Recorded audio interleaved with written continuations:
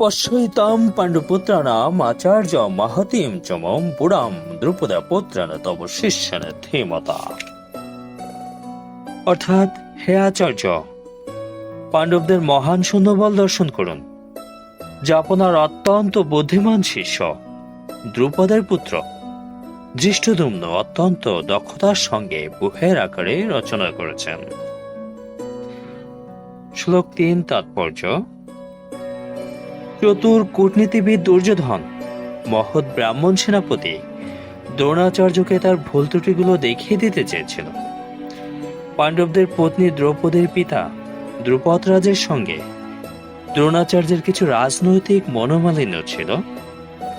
এই মনোমালিন্যের কারণে দ্রুপদ এক যজ্ঞের অনুষ্ঠান করেন এবং সেই যজ্ঞের ফলে বরপ্রাপ্ত হন যে তিনি দ্রোণাচার্যকে হত্যা করতে সক্ষম এক পুত্র লাভ করবেন।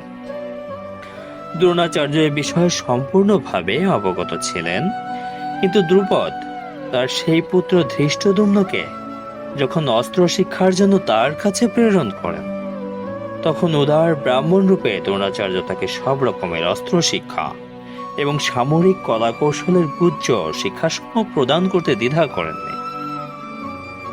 এখন কুরুক্ষেত্রের যুদ্ধক্ষেত্রে ধৃষ্টদ্যুম্ন পাণ্ডবদের পক্ষে যোগদান করে তাদের সৈন্যব্যূহ রচনা করেছেন। যে কৌশল তিনি দ্রোণাচার্যের কাছ থেকে প্রাপ্ত হয়েছিলেন, সেই কৌশলই তিনি সেখানে প্রয়োগ করেছেন।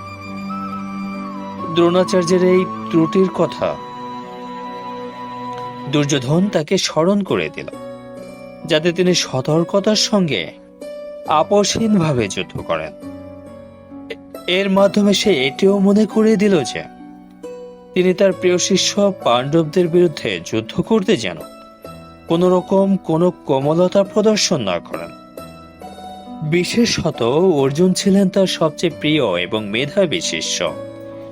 দুর্যোধন আরো সতর্ক করে দিতে চেয়েছিলেন যে এই ধরনের কোমলতার ফলে যুদ্ধ অবধারিতভাবে পরাজয় হবে। হরে কৃষ্ণ।